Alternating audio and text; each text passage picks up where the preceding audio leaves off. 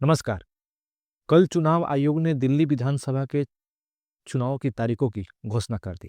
5 तारीख को वोटिंग और 8 फरवरी को मतगणना की जाएगी। हम आपको बता दें कि इस बार दिल्ली विधानसभा का चुनाव 3 कोणीय है। एक तरफ जहां 10 सालों से सरकार में आम आदमी पार्टी बैठी हुई है, तो बीजेपी इस बार किसी भी तरीके से दिल्ली की सत्ता अपने हाथ लेना चाहती है। दूसरी तरफ कांग्रेस भी चाहती है कि इस बार किसी ना किसी तरीके से वह दिल्ली में अपनी सरकार बना ले। लेकिन विगत कुछ वर्षों से देखा जाए, दिल्ली विधानसभा के चुनाव में आम आदमी पार्टी का जो स्टैंड रहा है, जो ताकत रहा है, वो काफ़ी ज़्यादा मजबूत रहा है कांग्रेस और बीजेपी के मुकाबले। लेकिन इस बार आम आदमी पार्टी इस चुनाव में तिनकोणीय हो जाने के कारण काफ़ी डरी और सहमी हुई दिखाई दे रही है। हम आपको बता दें कि 10 वर्षों में आम आदमी पार्टी ने जो भी योजनाएं की थी, उससे दिल्ली के लोग उसे वोट देंगे कि नहीं, इसको लेकर आम आदमी पार्टी काफ़ी ज़्यादा चिंतित दिखाई दे रही है और खास करके आम आदमी पार्टी के सबसे बड़े नेता अरविंद केजरीवाल।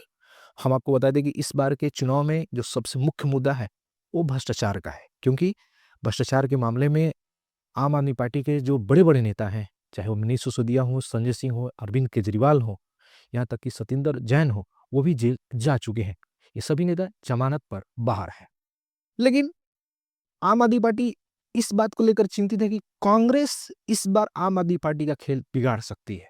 ऐसा क्यों? क्योंकि पिछले 2 चुनाव में देखा गया था कि कांग्रेस जो पूरी तरीके से इस विधानसभा के चुनाव में कहीं भी नज़र नहीं आ रही थी। लेकिन इस बार कांग्रेस आम आदमी पार्टी का खेल बिगाड़ सकती है।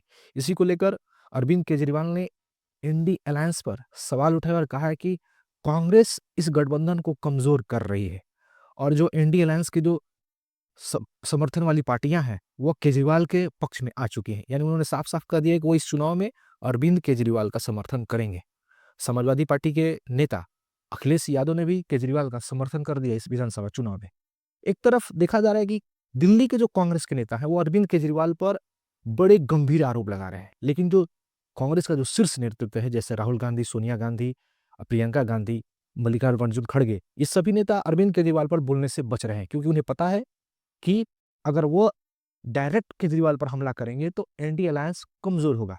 क्योंकि लोकसभा में कांग्रेस जहां इन पार्टियों के समर्थन से एक तरह से कहा जाए 99 सीटें जीतने में उसको योगदान मिला, तो कहीं न कहीं कांग्रेस चाहती है कि आगे चलकर इन पार्टियों का उन्हें समर्थन मिलेगा, ताकि वो लोकसभा के चुनाव में फिर से अच्छा कर सकें। लेकिन अभी कुछ राज्यों में विधानसभा के चुनाव है, जिसको लेकर कांग्रेस को लगता है कि अगर इन छोटी-छोटी पार्टियों पर अगर दबाव नहीं बनाएगी, तो विधानसभा के चुनाव में ये छोटी-छोटी पार्टियाँ उस पर दबाव बनाएँगी, ताकि उसे ज़्यादा सीट ना दे सकें। क्योंकि कुछ वर्षों के बाद यूपी में ही चुनाव है, तो अखिलेश यादव को ऐसा लगता है कि अगर अभी कांग्रेस पर दबाव बनाया जाएगा, तो आगे चलकर यूपी विधानसभा के चुनाव में वो कांग्रेस पर एक तरह से कहा जाए बड़ा भाई बनने की कोशिश करेंगे। हालाँकि ऐसा उपचुनाव में भी यूपी के देखा गया था।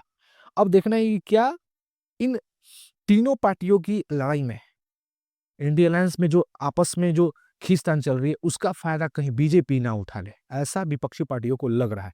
क्योंकि इस बार का चुनाव बाकी 2 चुनाव से काफ़ी ज़्यादा अलग है। इस बार केजरीवाल पर आरोप है भ्रष्टाचार के, केजरीवाल जेल भी जा चुके हैं। अब देखना ये है कि क्या बीजेपी दिल्ली की सत्ता पर 26 सालों के बाद वापस कब्ज़ा जमा सकती है या नहीं? लेकिन आम आदमी पार्टी भी अपना पूरी ताकत लगाकर इस बार दिल्ली का चुनाव लड़ रही है। लेकिन अगर सबसे ज़्यादा देखा जाए, तो क्या कांग्रेस आम आदमी पार्टी का खेल बिगाड़ सकती है? क्योंकि केजरीवाल को मालूम है कि अगर कांग्रेस को फ़ायदा होता है, तो कहीं न कहीं आम आदमी पार्टी को नुकसान होगा। क्योंकि लोकसभा के जब चुनाव हुए थे, तो सातों सीटों पर बीजेपी को 50% वोट बैंक मिला था, जिसको देखा जाए, अगर इसको हम विधानसभा में कन्वर्ट करते हैं, तो साफ-साफ बीजेपी की सरकार बनती हुई हमें दिखाई दे रही है। लेकिन 2 विधानसभा के चुनाव में देखा जाए, तो आम आदमी पार्टी भले ही लोकसभा के सातों सीट हार गई थी, लेकिन विधानसभा के चुनाव में उसने बीजेपी का और कांग्रेस का सुपड़ा साफ कर दिया था। प्रचंड बहुमत से आम आदमी पार्टी की सरकार बनी थी। लेकिन इस बार देखना ये है, क्या दिल्ली में कोई नया समीकरण हमें देखने को मिलता है? क्या अरविंद केजरीवाल फिर से दिल्ली के मुख्यमंत्री बनेंगे, या बीजेपी इस बार कुछ चमत्कार करेगी, या कांग्रेस आम आदमी पार्टी का खेल बिगाड़ेगी? अब देखना ये है कि दिल्ली का मुख्यमंत्री कौन बनता है।